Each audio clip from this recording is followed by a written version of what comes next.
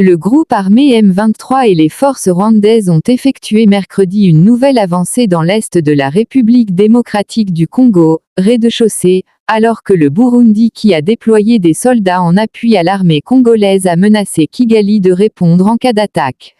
Le groupe armé antigouvernemental M23, mouvement du 23 mars, qui n'a cessé de gagner du terrain face à l'armée congolaise depuis sa résurgence fin 2021, s'est emparé de 2 localités situées sur la principale route menant à Bukavu, capitale de la province du Sud Kivu distante d'une 60aine de kilomètres, a appris l'AFP de sources locales et humanitaires.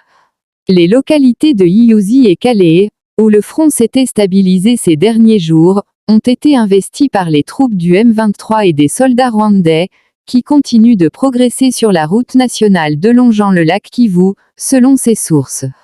Les combattants du M23 sont nombreux et ne dérangent personne, on les voit circuler sans dire un mot à la population, a déclaré à l'AFP un habitant de Calais joint par téléphone.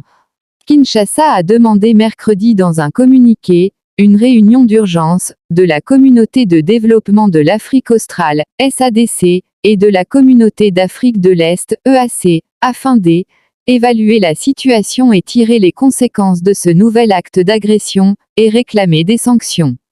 Réunis samedi en sommet en Tanzanie, les dirigeants d'Afrique australe et de l'Est avaient appelé leurs états-majors à proposer un plan d'application d'un cessez-le-feu, inconditionnel, d'ici jeudi.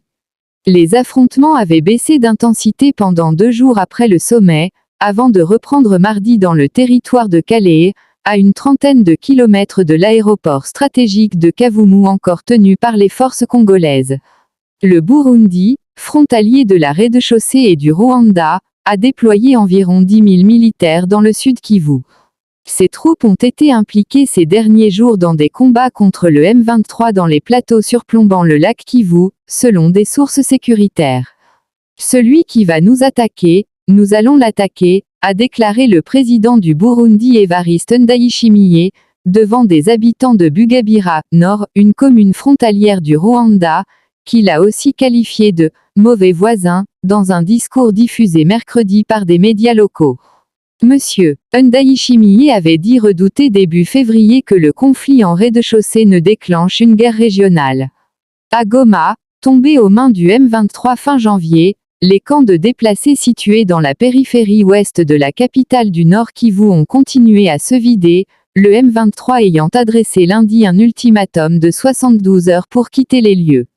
Dans le camp de Bulango, des familles prenaient mercredi la route de l'ouest à bord de camions ou de motos, après avoir démonté leurs tentes et leurs abris, ont constaté des journalistes de l'AFP. Nous avons pleuré en leur disant qu'ici il y a des handicapés, des vieillards, mais ils nous ont dit de partir comme nous sommes venus, a déploré Chantal Ouimana, mère de 10 enfants. Dans un hôtel du centre de Goma, une délégation de représentants religieux congolais venus de Kinshasa s'est entretenue mercredi avec le coordinateur de la plateforme politico-militaire dont le M23 fait partie, Corneille Nangaa. Kinshasa rejette jusqu'ici un dialogue direct avec le groupe armé. Il y a beaucoup de choses qui pourront être réglées si les Congolais se mettent autour d'une table, a-t-il ajouté, assurant que le président congolais Félix Tshisekedi a encouragé l'initiative.